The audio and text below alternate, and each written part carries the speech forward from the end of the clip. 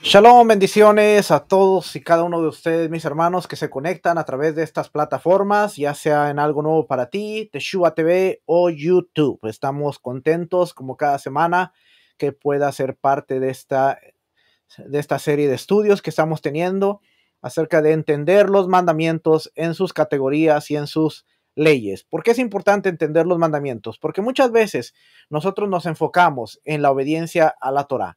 Y cuando nos enfocamos en la obediencia a la Torá, la mayor parte de las veces, eh, la obediencia a la Torá tiene que ver con Shabbat, las fiestas, circuncisión y tzitzis y cosas por el estilo. Cuando realmente, y creemos que eso es toda la Torá, o sea, seguir la Torá es cambiar de observar el domingo para congregarte en sábado, de ya no decir Jesús, pero ahora decir Yeshua, y así estas cosas. Cuando realmente empezamos a entender la profundidad de los mandamientos, vemos que va más allá. Cuando empezamos a ver la profundidad de los mandamientos, se acaban muchas de las cosas. El problema que estamos teniendo hoy en el mundo de raíces hebreas, mesianismo, como usted le quiera llamar, es que muchas veces no estudiamos la Torá en su profundidad.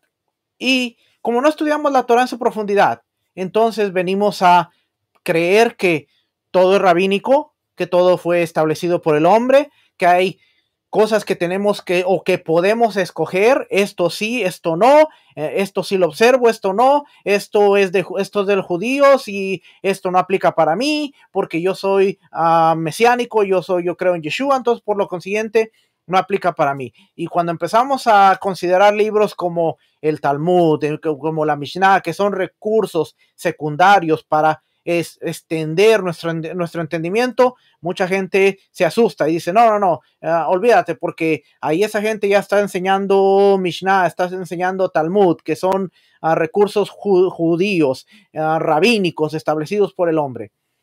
Mire, tenemos que seguir estudiando, porque cuando estudiamos nos damos cuenta de que hasta el año 70 todavía no existía lo que se le denomina rabinos. Aunque si usted va al judaísmo, le van a decir que sí, que los rabinos existen desde la época de Moisés, Moshe Rabino, el rabino Moisés, Moshe Rabino, por eso le dicen Moshe Rabeno. Pero realmente, si usted va a la evidencia histórica, se va a encontrar que el movimiento de los rabinos viene a aparecer más allá del año 70, después de la era común o después de Cristo, como se le conoce. Eso quiere decir que después del año 70, que empieza la destrucción del templo y que hay un cambio en la forma de la observancia del pueblo judío, las persecuciones y todo lo que conlleva, vemos que hay un movimiento que sale del judaísmo, que se empieza a desprender y que se empieza a alejar. Se le va a considerar cristiano, después se le va a considerar católico, y por allá por los 1500, 1600 se le va a considerar protestante porque nuevamente protesta de la Iglesia Católica, que es el cristianismo. Bueno, así como hubo un movimiento que salió de aquí, hay un movimiento que sale y se empieza a considerar lo que es el judaísmo. Y del judaísmo empieza a salir lo que es los ortodoxos, ultraortodoxos, reformistas y una gran variedad, hasta lo que conocemos el día de hoy como el judaísmo, que es el judaísmo rabínico. Y ese es el problema, que cuando nosotros no entendemos que así como el judaísmo se fue y se separó, el cristianismo se fue y se separó y se desligó, también el judaísmo perdió su esencia.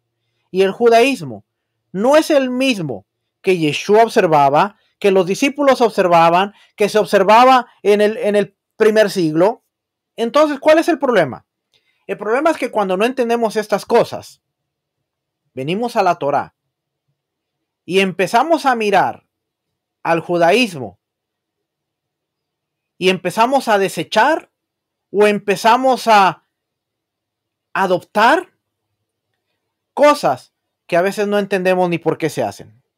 una de las cosas que tenemos que entender es que el judaísmo moderno, aunque está un poco alejado de lo que era el judaísmo original, sí tenemos que reconocer una cosa, y esa no podemos negarla, que la columna vertebral, lo que sostiene el judaísmo en todas sus ramas, es el judaísmo del segundo templo o el estilo de vida, porque en ese entonces no se llamaba judaísmo, el estilo de vida y la manera de observar la Torah. ¿Qué quiere decir? Que como hay una columna vertebral que lo sostiene, puede haber diferencias, pero la columna vertebral es la misma. Así es que vienen las fiestas y el hasídico, el ortodoxo, el ultraortodoxo, el askenazí, el sefardí, el liberal, el que usted quiera, están juntos como Israel, porque la columna los aleja de sus diferencias y los une en la columna vertebral, que es la obediencia a los mandamientos. Y viene cualquier fiesta, están ahí. Viene el Rosh Kodesh, están ahí. Viene la forma de observar los mandamientos, están ahí. Y ahí están todos juntos. ¿Por qué? Porque tienen una columna que ellos entienden, que los une. No todos piensan igual. Si usted pone un askenazí y pone un sefardí, va a ver que piensan diferente. Birkat Shelomo, el Sidur, sefardí. Corén, el Sidur Corén, Sidur Corén, askenazí. Uno es sefardí, el otro es askenazí. No son totalmente diferentes, son diferentes en algunas formas, pero cuando usted ve la esencia, usted se da cuenta que es lo mismo. Tienen la forma de hacer las cosas un poquito diferente, pero la esencia es lo mismo porque tienen una columna. Raíces hebreas, mesianismo, nazarenos, los del camino. Hay diferentes nombres.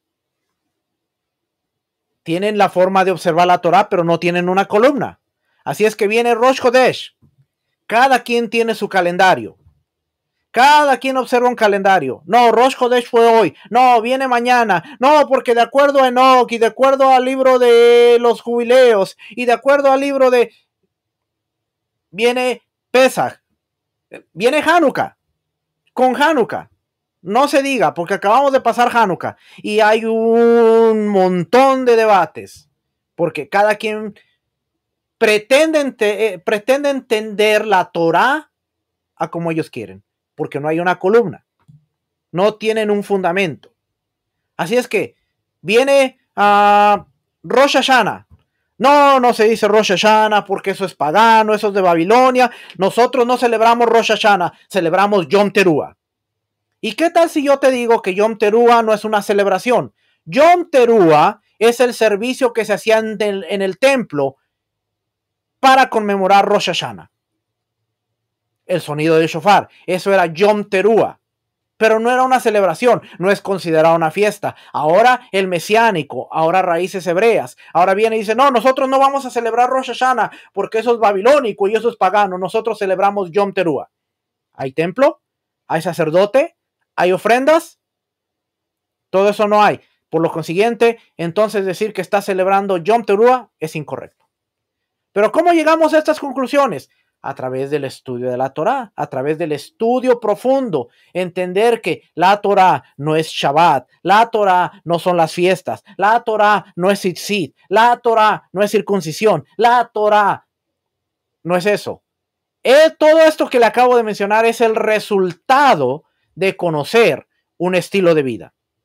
Y cuando conocemos un estilo de vida, dejamos de decir, eso es rabínico, porque entendemos la esencia. Cuando entendemos el estilo de vida, entendemos qué mandamientos aplican, cómo los observamos, qué mandamientos no aplican al día de hoy.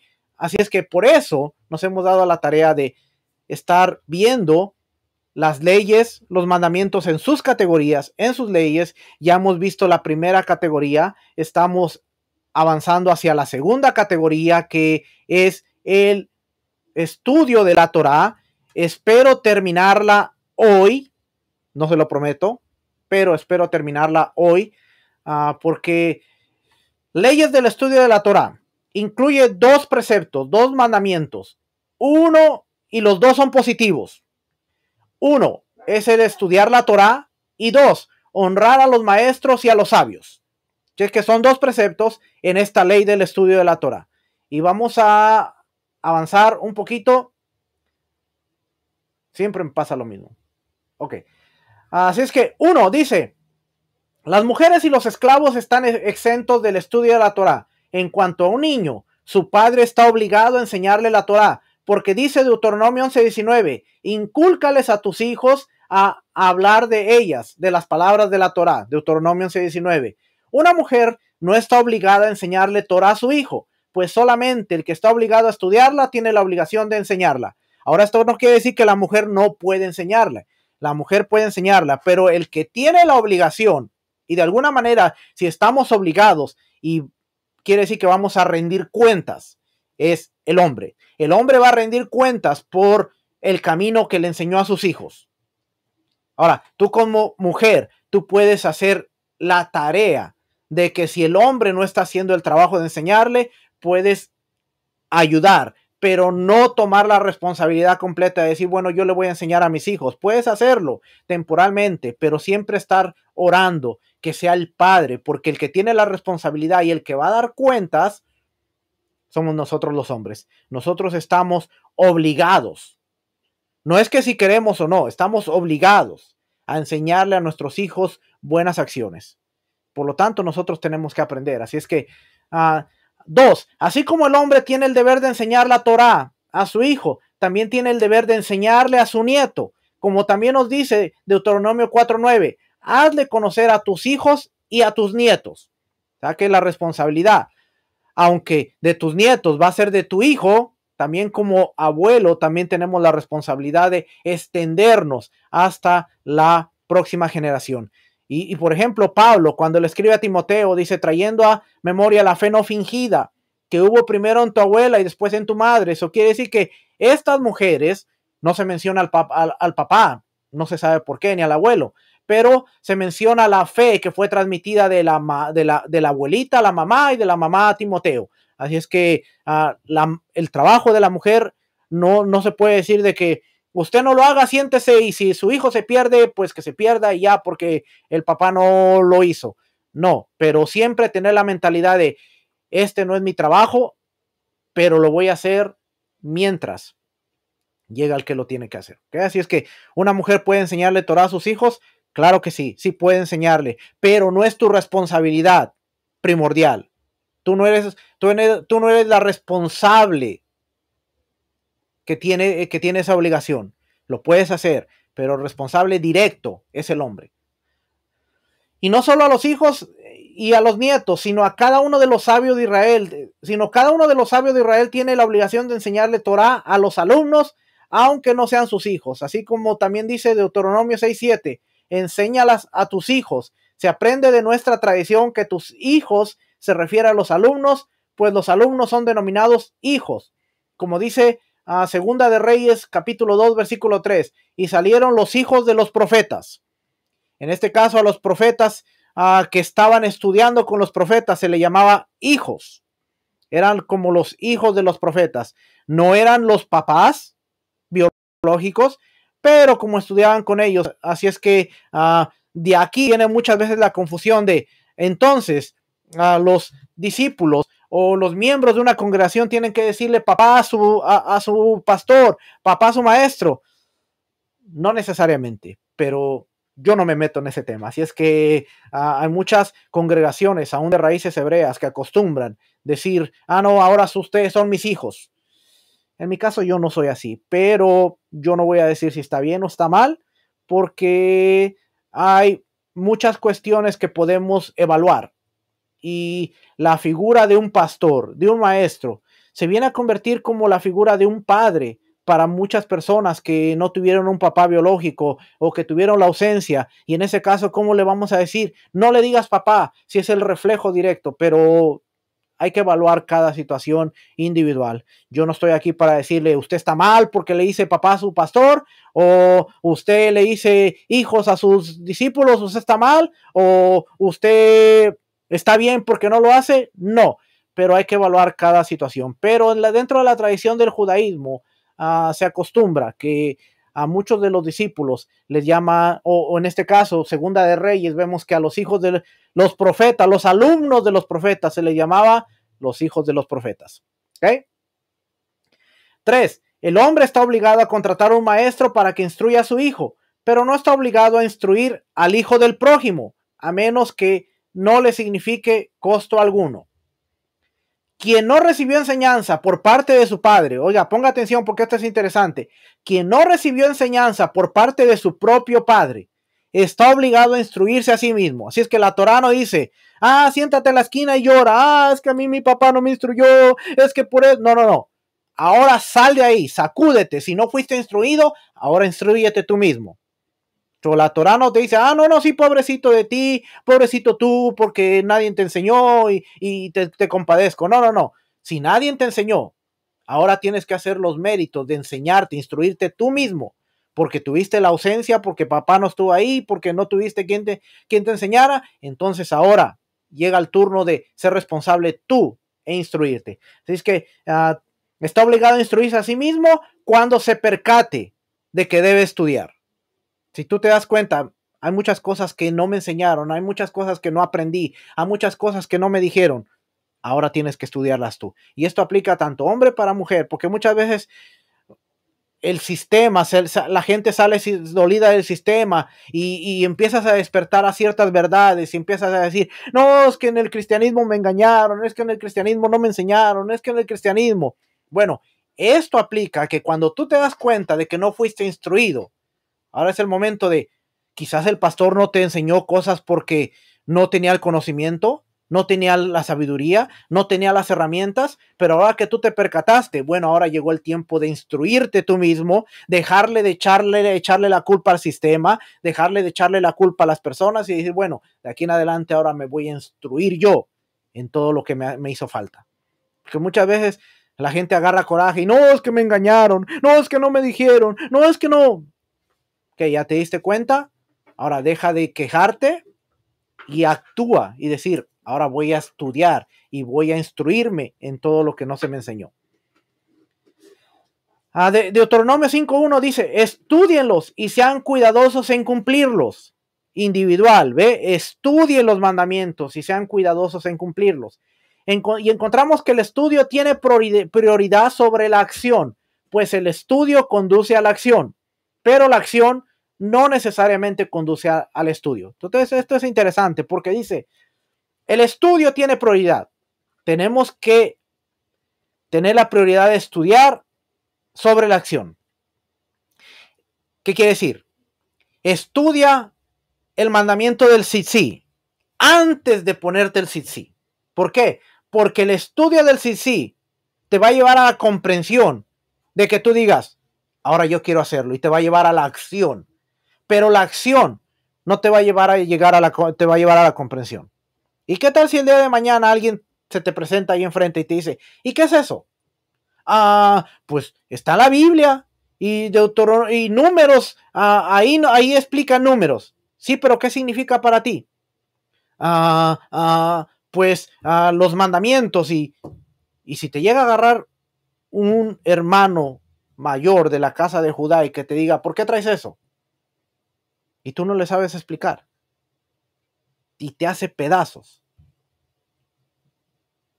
Pero cuando tú estudias, cuando tú entiendes, no importa quién se te para enfrente.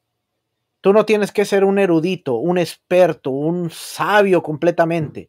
Pero cuando tú tienes el entendimiento, tú puedes decir, bueno, esto representa esto y esto y esto, y yo lo porto por esto. Pero hoy enseñamos a la gente, no, usted cuélguese, guíndese ahí, cuélguese ahí los tzitzis. Y que no le dé pena y salga para allá afuera y pórtelos y póngalos. Pero ¿qué hay del carácter? Porque la Biblia nos dice, para que los veas y te acuerdes. ¿Qué es lo más importante? Decirte, póntelos. o entiende por qué tú traes un tzitzit. Es que usted, pastor, siempre habla del tzitzit como si estuviera en contra del tzitzit. Pues sí, estoy en contra de los que los usan sin el entendimiento.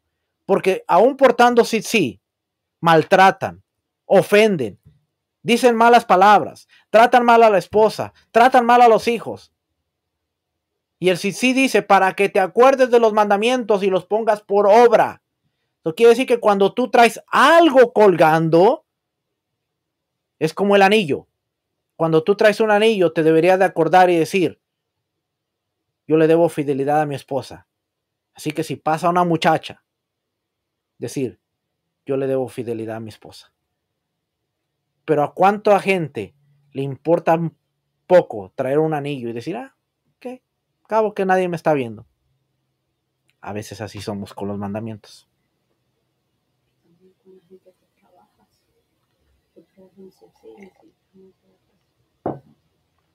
Con la gente con la que trabajas, si tú los ofendes, si tú los maltratas y después les quieres estar hablando del mandamiento, eso tiene que ver con nuestro testimonio.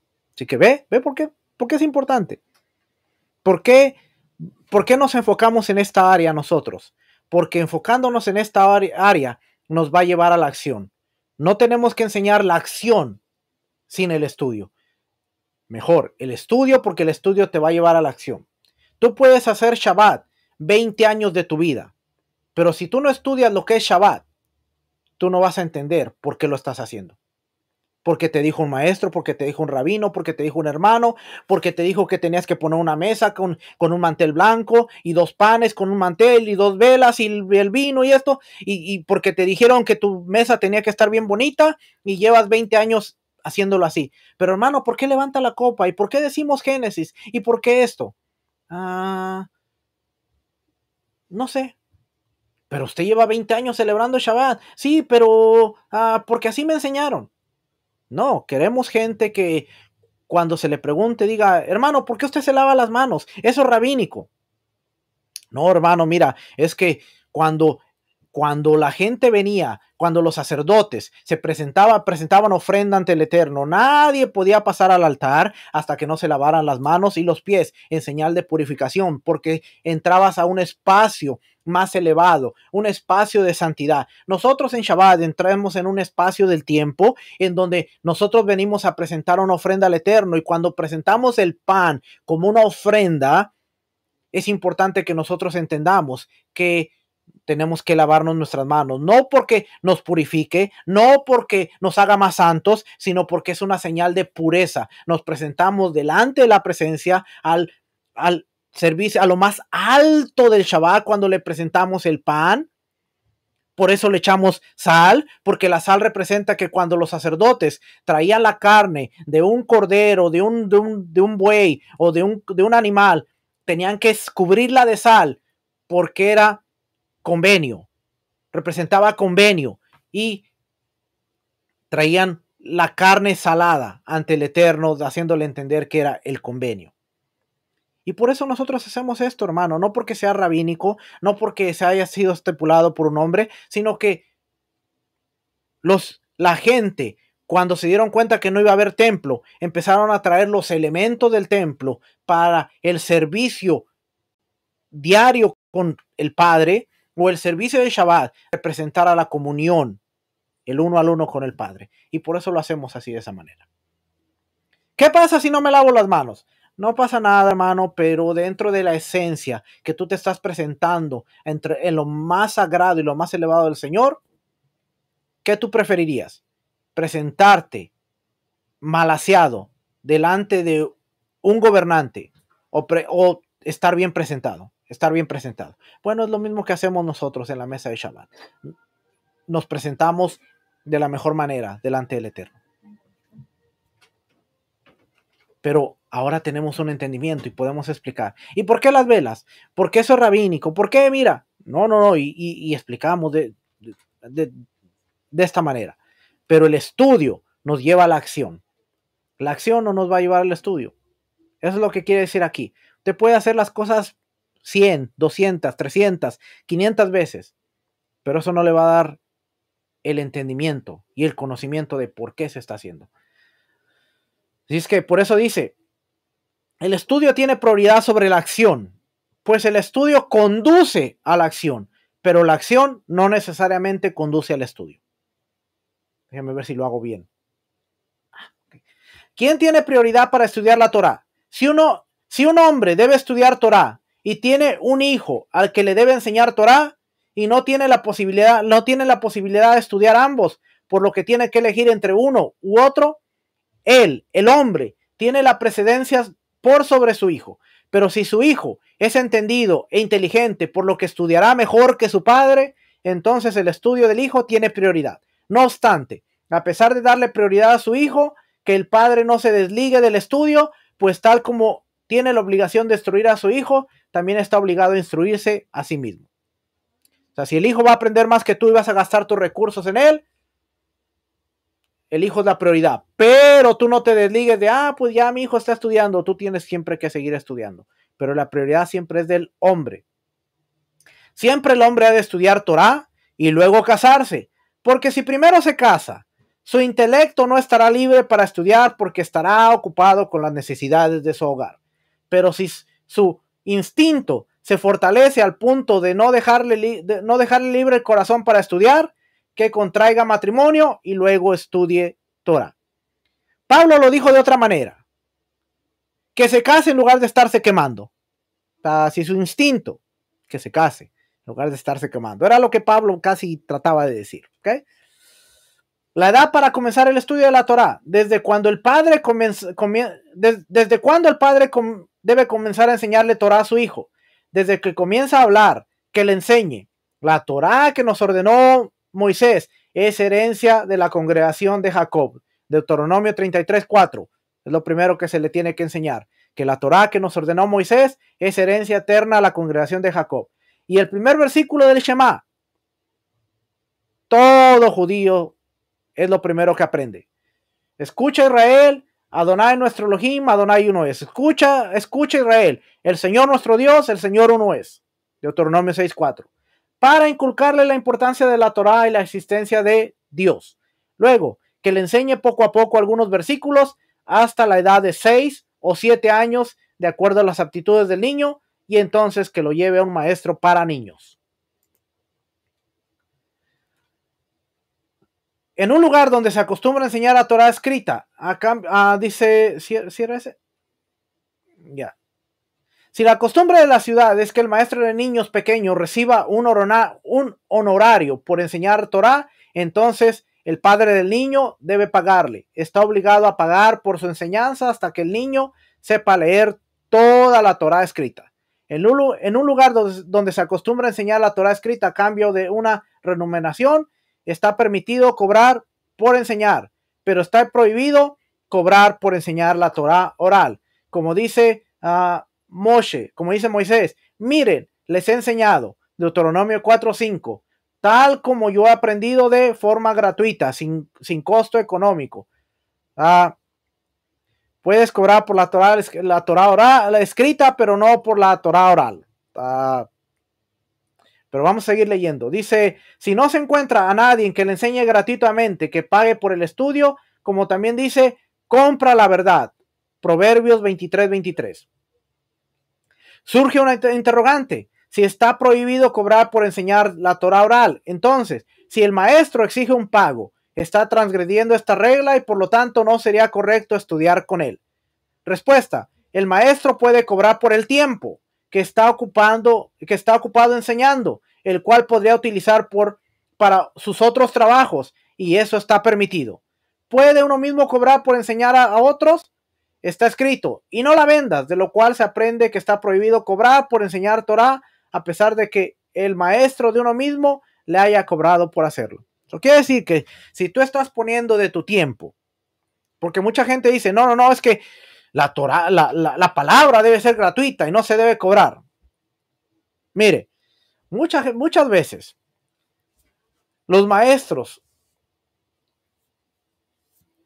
lo voy a decir, déjenme tomo café para que me salga bien. Muchas veces los maestros ponemos un montón de recursos para educarnos, para poder instruir. para poderlo hacer de la mejor manera. Así es que no está mal que una persona llegue a veces a cobrar por un seminario, por una escuela, por algo que le está beneficiando, porque muchas veces lo que le está cobrando no es ni la mitad de un recurso o de un libro que compró para todo lo que le va a enseñar. Es que tenemos que ser recíprocos. La clave aquí está en la reciprocidad. No es que usted esté obligado a darle dinero a todo mundo, pero siempre ser recíproco y decir, bueno, esta persona me ha bendecido. ¿Cuánto esta persona no ha de estar gastando para bendecirme? Voy a ser recíproco. Si usted me conoce, yo soy una de las personas que nunca habla de dinero, porque no está en mí. Si la gente quiere ofrendar, si la gente quiere dar su ofrenda, nace del corazón. Pero no soy una de las personas que está constantemente diciéndole, usted tiene que ofrendar, usted tiene que diezmar, usted tiene que dar. ¿Por qué? Porque ese trabajo lo hace Dios. Porque cada persona debe ser consciente. Pero no falta por ahí los maestros que dicen, ofréndame, y ponen ahí cantidad de formas en las cuales usted puede ofrendar. Cantidad de formas en las que usted puede contribuir. Y si fue de bendición, mande, ofrende. A veces parecemos como el sistema tradicional, cuando en el sistema tradicional se daba una palabra y decía, séllela con su ofrenda, séllela, siembre. Bueno, a veces traemos esas malas costumbres y queremos seguirlas aplicando. Aquí está el link, ofrende, mande una ofrenda. Si la gente le nace en su corazón, lo va a hacer, hermano. Pero no seamos como el sistema de selle la ofrenda, pacte, séllela. Existe lo que se llama el pan de vergüenza.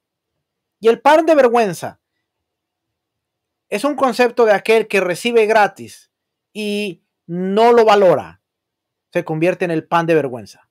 ¿Ok? Así es que algo que no te cuesta nada y por lo mismo es malo cuando no das de reciprocidad. Eso es lo que se llama el concepto pan de vergüenza. Mucha gente se la pasa comiendo pan de vergüenza. ¿Por qué? Porque es de los que recibe,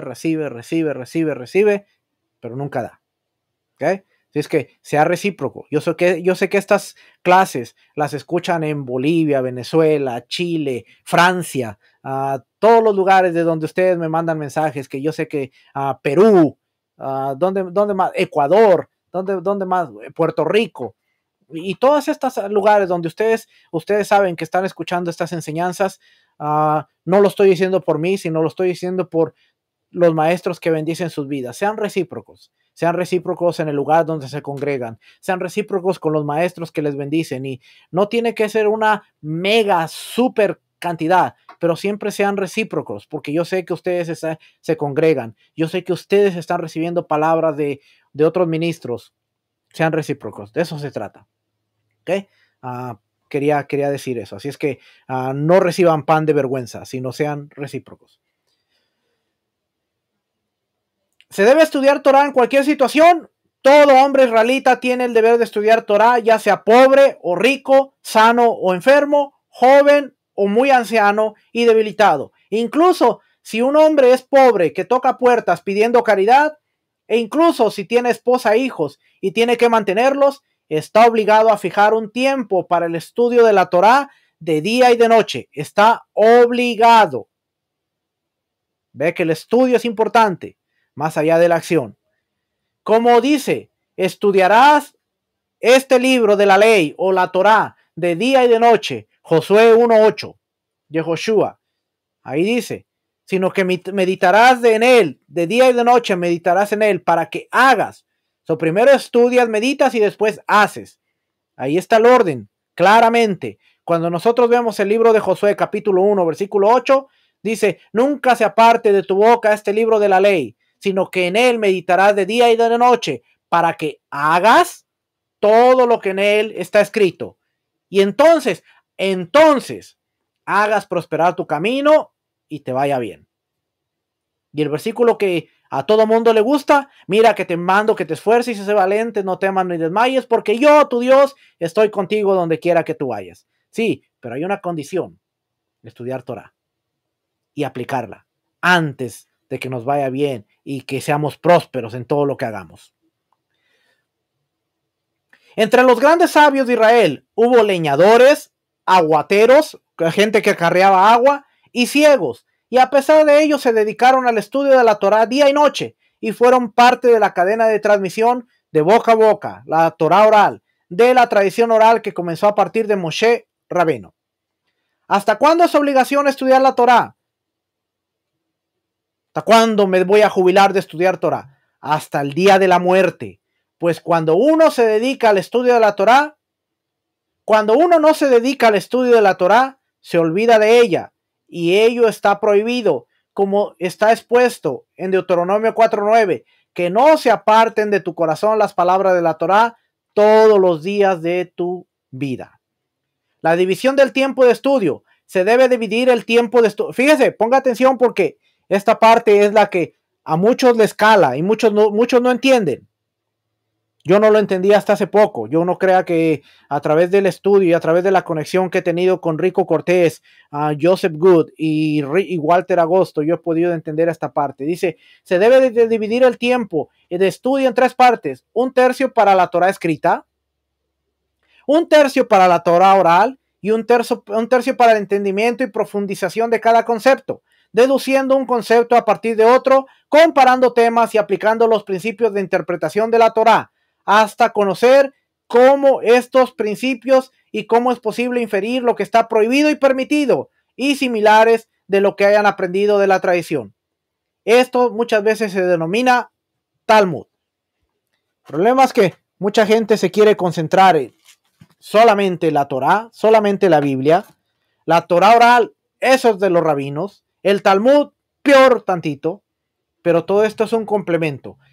Tiene prioridad la escrita, sobre todo, claro, pero los otros dos te van a complementar y te van a dar un mayor énfasis en lo que la Torá escrita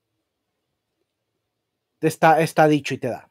Es que, ¿de qué modo se efectúa esta división en tres? Por ejemplo, si un trabajador que se ocupa 3 horas al día de su trabajo y 9 al estudio de la Torá, en esas 9 horas, durante 3 horas que estudie la Torá escrita, durante 3 horas la Torá oral y las restantes que mediten con su propio razonamiento para poder interpretar un concepto a partir de otro. Después de haber estudiado 6 horas, entonces trata de darle la aplicación, trata de darle el razonamiento. Hoy queremos estudiar media hora y ya darle la aplicación y somos sabios y entendidos. Cuando dice estudia, puedes estudiar 6 horas o dividirlas. Si tú le vas a dar al estudio 3 horas, 2 horas de estudio y 1 hora de meditación. Hoy se estudia 10 minutos y se le dan 50 minutos de interpretación. Estamos al revés. El estudio de la Torá de la mujer y su recompensa.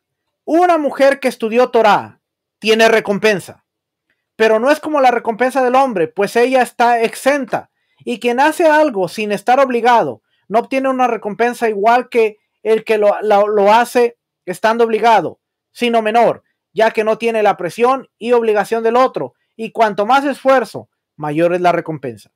A pesar de que la mujer obtendrá una recompensa, los sabios instruyeron que el hombre no le enseñe Torah a su hija, ya que la mayoría de las mujeres no pueden concentrarse en el estudio y podrían comprender incorrectamente. Acuérdense, hoy en día nadie está exento. Nosotros estamos obligados a enseñarle a nuestros hijos y a nuestras hijas, porque las hijas tienen que aprender de igual manera. Pero acuérdense, esta es la tradición. Estamos aprendiendo también parte de la tradición y no tenemos que estar de acuerdo en todo, pero tenemos que estudiarlo y tenemos que verlo, razonarlo. La asignación de maestros. Hay que establecer maestros de niños en cada ciudad y población. Toda ciudad en la que no haya niños que estudien Torá se aísla de la comunidad a sus habitantes hasta que se establezcan maestros para los niños. Estamos hablando de comunidades cuando se establecen. Si no lo hacen, la ciudad se destruye, pues el mundo se mantiene solo por el mérito del aliento de las bocas de los niños que estudian la Torah. Nuevamente, estas comunidades establecidas. El estudio de los niños. Se ingresa a los niños en las escuelas aproximadamente a los 6 o 7 años de edad. Nuevamente esto aplica a las comunidades donde el estudio de la Torah es parte de ella. Por ejemplo, en Israel. Aquí a los niños van a estudiar a escuelas seculares y no se les va a enseñar Torah. Pero eso no quiere decir que durante la semana no se les esté enseñando también a lo mayor de nuestras posibilidades. A maestros solteros. Hay algo interesante aquí. Un hombre soltero que no sea maestro de niños, debido a que no sea maestro de niños, debido a que las madres van con sus hijos. Tampoco una mujer debe ser maestra de niños pequeños, debido a que los padres que van con sus hijos, para evitar la prohibición de Ihud. Es decir, que un hombre y una mujer, que no sea el matrimonio, permanezcan solos en un mismo ambiente. Lo hablamos la semana pasada, acuérdense. Esto es para cuidar su honor. Que usted no se vea en la situación de estar a solas con un hombre o con una mujer. A la cantidad de máxima de alumnos, esta no lo vamos a brincar, el cambio de maestros, todo esto pertenece a las escuelas de niños, así que no lo vamos a brincar. La importancia de la Torah, capítulo 3. 3 coronas le fueron otorgadas al pueblo de Israel. La corona de la Torah, la corona del sacerdocio y la corona del reinado. La corona del sacerdocio la adquirió Aarón, como dice, y será para él y sus descendientes el pacto eterno del sacerdocio. Números 25:13. La corona del reinado la adquirió David, como dice, linaje durará para siempre, y su trono resplandecerá como el sol delante de mí. Salmos 89:37. Y la corona de la Torá está disponible y al alcance de todos, como también dice, la Torá que nos ordenó Moisés es herencia eterna de la congregación de Jacob. Si es que la corona del reinado, la corona del sacerdocio, la adquirió Aarón. La corona del reinado la adquirió David y su descendencia. Pero la corona de la Torá la adquiere todo Israel. Deuteronomio 33:4, está la última parte que les leí. Dice, tal vez dirás que aquellas coronas son mayores que la corona del sacerdocio, pero es así. 8, versículo 15 y 16. Por mí, o sea, la sabiduría o la Torah, por mí reinan los reyes, por mí los nobles gobiernan. O sea que la sabiduría de la Torah hace reyes, la sabiduría de la Torah ayuda a los sacerdotes y te hace gobiernos. De aquí se aprende que la corona de la Torah es mayor que la corona del sacerdocio y que la corona del reinado. Los sabios dijeron que un bastardo, un mamsred, estudioso de la Torah, es más preciado que un sacerdote principal que es ignorante. Dice Proverbios 3:15, la Torah es más preciada que las perlas. ¿Okay? Actitud hacia el estudio. Ningún precepto equivale al estudio de la Torah, sino que el estudio de la Torah es equivalente a todos los mandamientos o preceptos juntos, pues el estudio lleva a la acción. Por lo tanto, el estudio siempre tiene la prioridad sobre la acción. Ya lo vimos. Si se presenta un caso en que el individuo debe decidir entre cumplir un precepto o estudiar la Torah, si el precepto en cuestión lo puede llevar a cabo otras personas, que no interrumpa el estudio, de lo contrario, que cumpla el precepto y luego retoma su estudio. O sea, si es algo que usted tiene que hacer de urgencia, que nadie más lo puede hacer, puede hacerlo, pero después tiene que regresar a hacer el estudio de su Torah. No puede tomar como excusa que usted está ocupado haciendo otras cosas para no estudiar la Torah. Dedicación a la Torah. Quien siente una motivación para cumplir con este precepto de dedicarse a la Torah debidamente y ser merecedor de la corona de la Torah, no ha de distraerse con otras cosas ni proponerse adquirir Torah junto con riqueza y honor. El que está dedicado a la Torah, esto es importante, porque el que está dedicado a la Torah, la motivación para cumplir este precepto y ser merecedor de la corona de la Torah, no lo tiene que llevar a querer tener honor. Oh, yo quiero estudiar Torah, o yo quiero estudiar la escritura, yo quiero pues, estudiar la palabra para que me reconozcan como un buen maestro. Absolutamente mal. Está equivocado. Yo quiero estudiar Torah para que la gente sepa cuánto sé. Equivocado. Yo quiero estudiar Torah para poder enseñar a otros todo lo que he aprendido. Equivocado. Yo quiero aprender Torah para crecer yo mismo. Ese es uno de los problemas, que mucha gente está tan esforzada en estudiar para demostrar cuánto sabe, en estudiar para demostrar que ha crecido más que otros, en estudiar para demostrar que puede ser un gran maestro, cuando realmente la Torah dice, dedícate a la Torah porque la amas, dedícate a la Torah porque quieres aprender, dedícate a la Torah porque quieres adquirir las perlas para ti. Y como consecuencia, otra gente va a aprender, claro, pero que eso no sea la prioridad. Yo quiero aprender para enseñar. Está equivocado. Tú quieres aprender para ser mejor persona, mejor ser humano y mejor observante de sus mandamientos. Lo demás viene como añadidura, pero no es lo primordial. Así es que si tú quieres aprender para ser mejor que otros, dedícate a otra cosa, pero no a estudiar Torah, porque lo estás haciendo con los motivos equivocados y no va a ser de bendición. Es lo que dice aquí la dedicación a la Torah. Pero si has estudiado mucha Torah, obtendrás mucha recompensa. La recompensa es acorde al esfuerzo, porque el que se haya pasado, por el que se haya pasado para estudiar la Torah. Pero acuérdate, cuando tu dedicación es para estudiar, para aprender y amar la Torah. La constancia del estudio, quizás digas, cuando acumule dinero, volveré a estudiar. Cuando compre lo que necesito y me libere. Cuando compre lo que necesito y me libere de mis ocupaciones, volveré a estudiar. Si llegaras a pensar así, nunca merecerás la corona de la Torah, sino haz de tu estudio de Torah algo fijo y de tu trabajo algo transitorio. Y no digas, cuando me libere de mis ocupaciones estudiaré, pues quizá nunca te liberes. Pirkei Avot 2:4.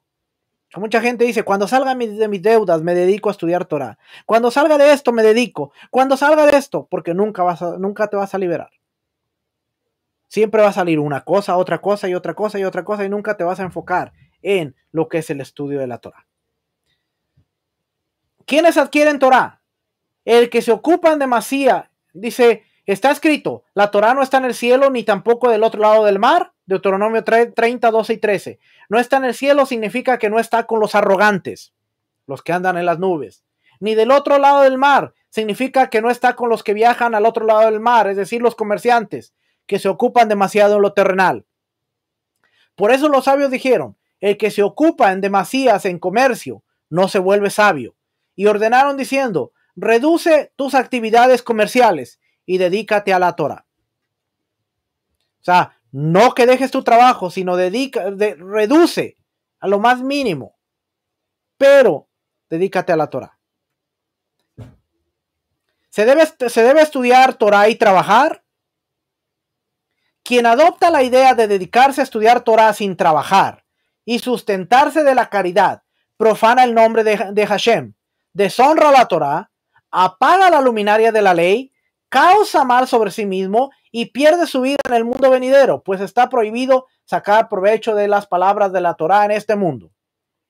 Yo voy a estudiar Torah y que la gente me mantenga. Si tú tienes ese pensamiento, estás mal. Ahora, yo no estoy diciendo que no lo hagas, porque hay pastores que dicen, bueno, estoy enfocado en el ministerio y el obrero es digno de su salario. Pero aquel que dice, yo me voy a dedicar a estudiar la Torah y voy a vivir de la Torah, eventualmente se te va a acabar. Mira lo que dice aquí. Quien saca provecho de las palabras de la Torah extrae su vida del mundo. Además, ordenaron, no hagas de ellas, de las palabras de la Torá, una corona para engrandecerse, ni una hacha para cavar. Es decir, no se debe usar como fuente de trabajo. Pirkei Avot 4:5. Y ordenaron, ama el trabajo y aborrece tener cargos rabínicos. Todo estudio de Torá que no esté acompañado por un trabajo, finalmente se acabará.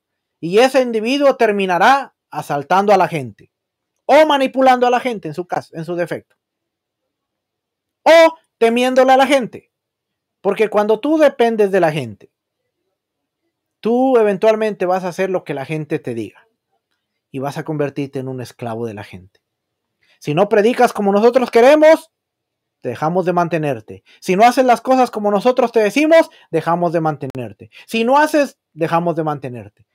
¿Cuántos ministros no son hoy esclavos de un sistema? Porque no se atreven a hablar la verdad, porque el día que hablen la verdad pierden todo. Y les aterra la idea de decir voy a perder todo. Y como yo dependo, y como yo vivo de lo que la gente da semanalmente, yo no quiero empezar de cero. ¿Por qué? Porque el que tiene un ministerio, viviendo de ese ministerio, eventualmente se te va a acabar. Eventualmente la gente va a perder la fidelidad. Eventualmente algo va a suceder. ¿Cuál es el consejo? Sí, vive del ministerio, pero siempre ten la mentalidad que tú vas a tener recursos de otro lugar. Crea una inversión, crea un negocio, haz algo para que tú no estés dependiendo directamente de la gente. Para que el día de mañana te digan, si usted habla de eso, yo me voy. Pues váyase, llévese su diezmo. Porque su diezmo nunca fue para Dios. Su diezmo usted estaba comprando un beneficio, así es que váyase. No lo necesitamos aquí. Si usted está hablando de eso, mire que no diezme. Que el que está acarreando consecuencias negativas es usted, no diezme. Cuando se levanten pastores y ministros a decir a la gente, mire, si usted no quiere diezmar, no diezme. Si usted no quiere ofrendar, no ofrende. Que no me lo está dando a mí, se lo está dando a Dios. Y entonces, como consecuencia, haga lo que usted quiera. La gente va a entender que no son dueños de los lugares, que no son dueños de las iglesias, que no son dueños de los ministerios. Pero hoy, yo me atrevo a decir hoy, que el 80% de los ministros son esclavos de lo que la gente diga. Y a veces llegamos a raíces hebreas y traemos la misma mentalidad. Nuevamente, yo no te voy a decir si está bien o está mal. Yo ya acabé con los debates. Mi intención no es debatir con la gente. Mi intención es educar, mi intención es enseñar. Tú saca tus propias deducciones, tú pídele al Padre, tú ora al Padre. Y en México tenemos un dicho, muy famoso por cierto, que yo creo que se conoce en muchos países. Me disculpo con los hermanos que me están escuchando, que me van a escuchar y quizás no lo entiendan, pero en México decimos, al que le quede el saco, que se lo ponga. ¿Por qué? Porque el saco está hecho a una medida. Y si tú te lo pruebas y te quedó, entonces es para ti. Si tú te lo pruebas y te quedó grande, no te preocupes, déjalo ir, no es para ti. Si te quedó chico, déjalo ir, no es para ti. El problema es que la gente toma las cosas personal, muy personal, sin analizarlas, sin estudiarlas. Mano, yo no estoy aquí para atacar a nadie. Yo no estoy aquí para ofender a nadie. Yo estoy aquí para querer educar, querer enseñar a la gente a ser mejores.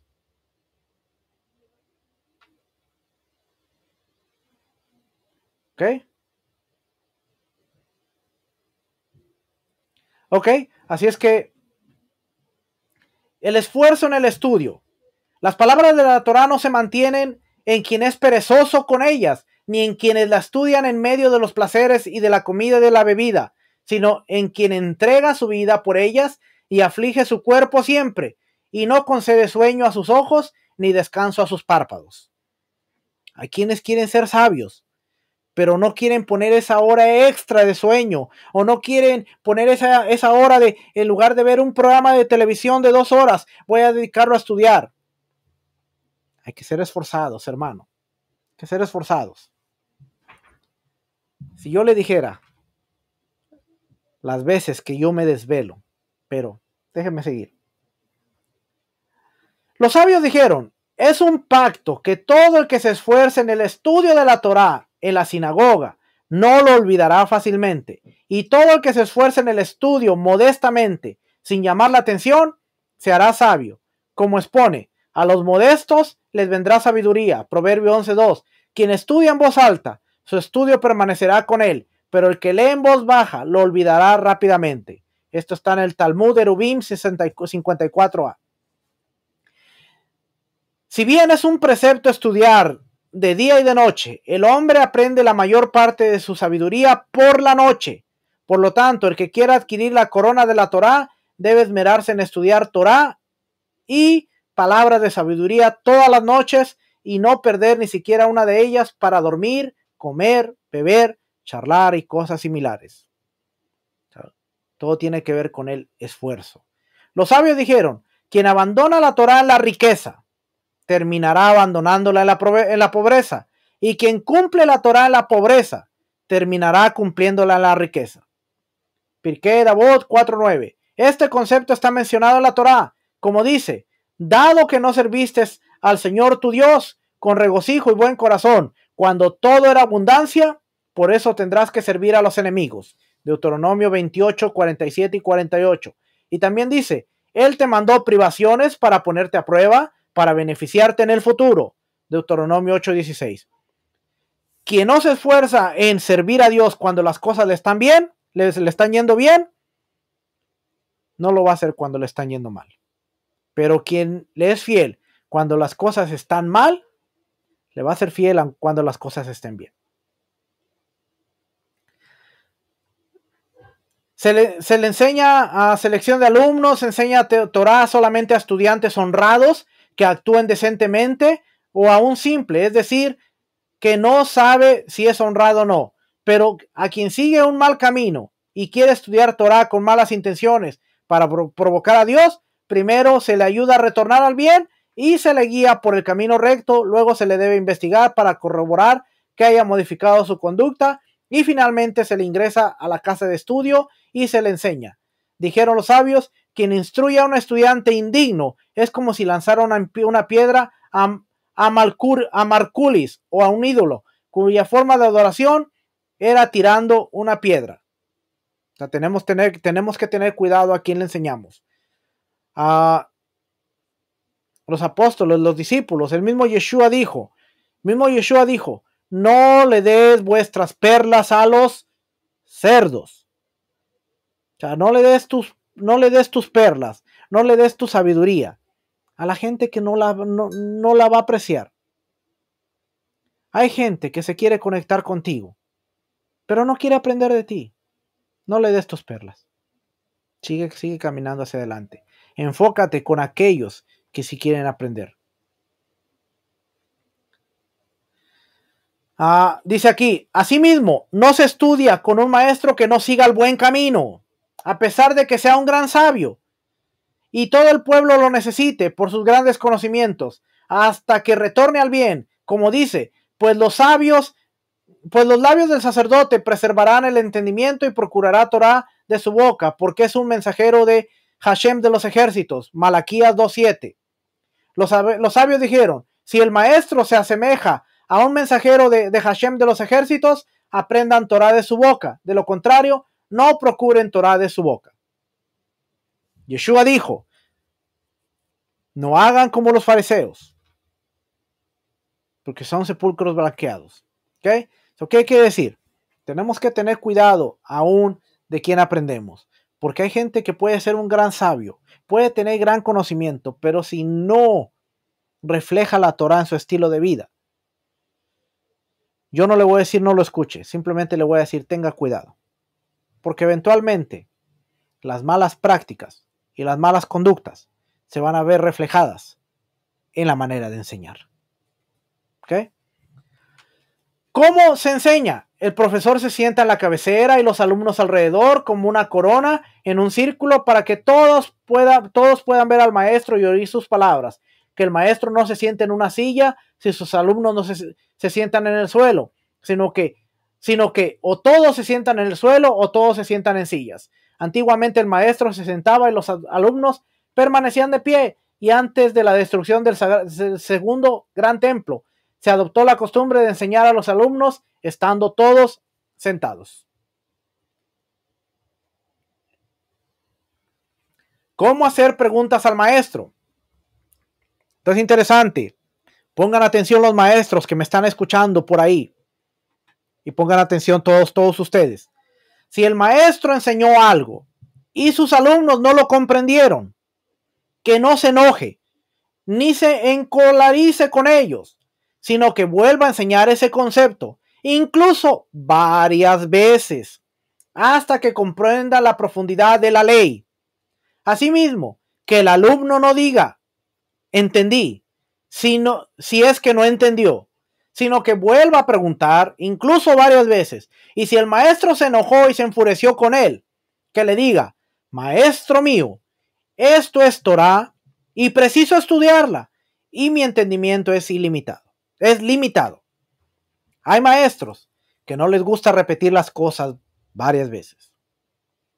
A mí me ha costado, porque yo era una de las personas, y mi esposa lo sabe, que era una de las personas que yo decía, es que a mí no me gusta repetir las cosas varias veces.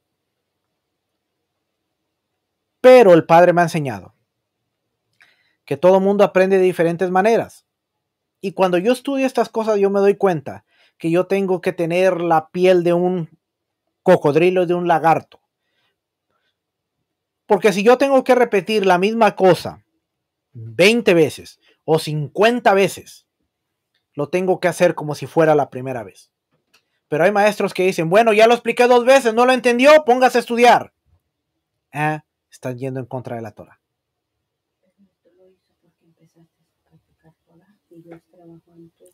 Claro, yo empecé a practicar Torah y Dios empezó a trabajar en mí y me empecé a dar cuenta de que ese pequeño defecto que tenía que arreglarlo porque no era correcto. Y ahora si la gente me pregunta 1 vez, 2 veces, 3 veces, 4 veces, 10 veces, dentro de mí no hay enojo, dentro de mí ya no provoca nada, porque yo sé que yo tengo que repetir la cosa, así sea 200 veces, yo la tengo que repetir, para el bien y el beneficio de toda la gente, que la aprenda y la comprenda. Eso fue cuando Dios empezó a trabajar en mí.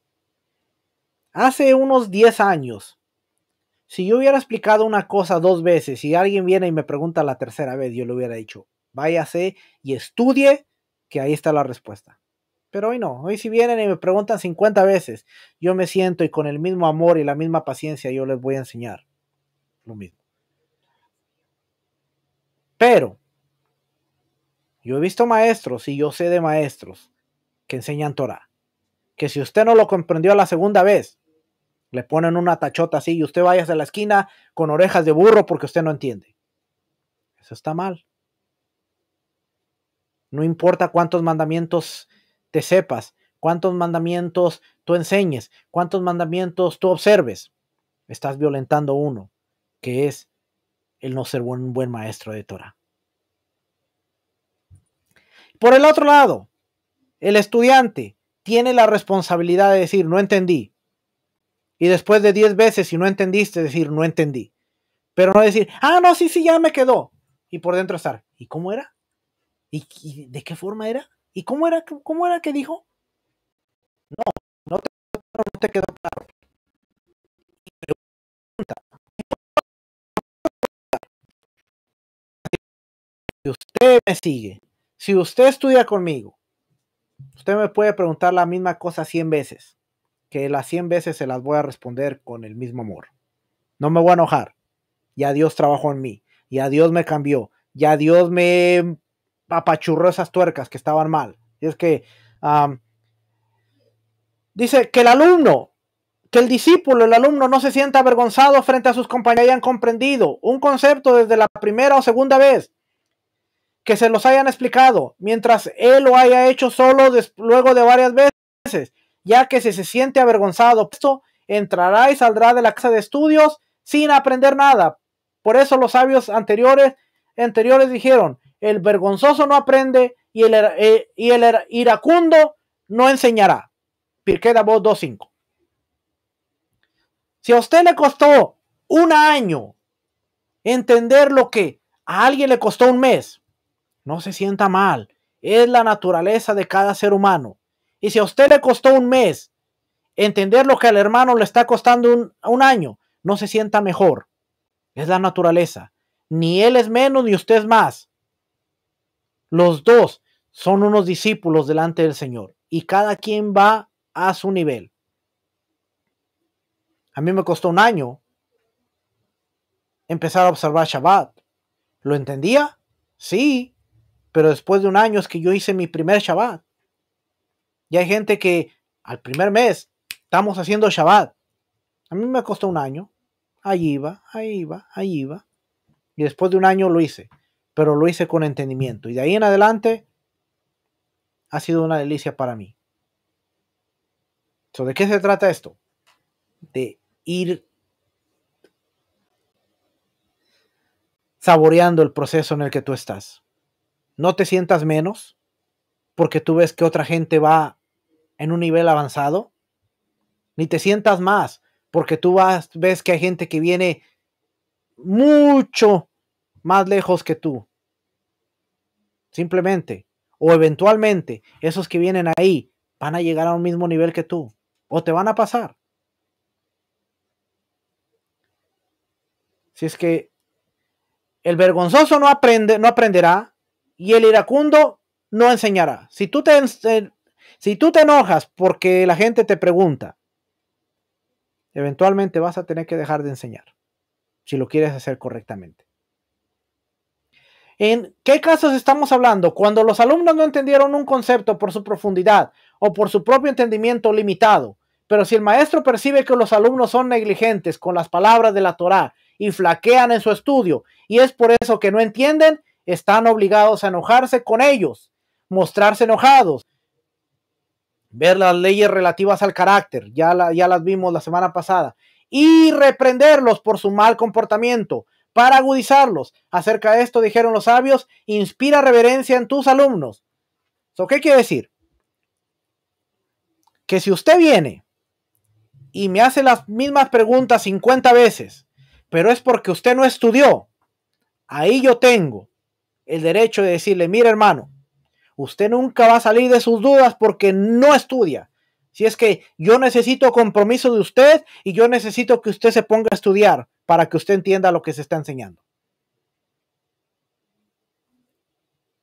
Tampoco es que usted no me quiere explicar 100 veces, pero si las 100 veces que yo le digo, mire, usted vea este video o usted estudie este recurso, usted dice, no, usted es flojo, está flojeando.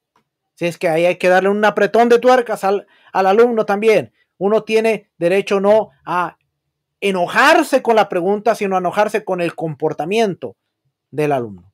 Si es que la responsabilidad es pareja. Mire, si una persona se toma el trabajo de tomar 5, 6, 7, 10, 20, 30 horas en preparar una clase y usted no la ve, no la estudia, no le interesa, después no venga a hacerle preguntas al maestro y a quejarse que no le pone tiempo, cuando usted no está valorando el trabajo y el esfuerzo que el maestro está haciendo por usted. Volvemos a lo mismo, reciprocidad. Reciprocidad.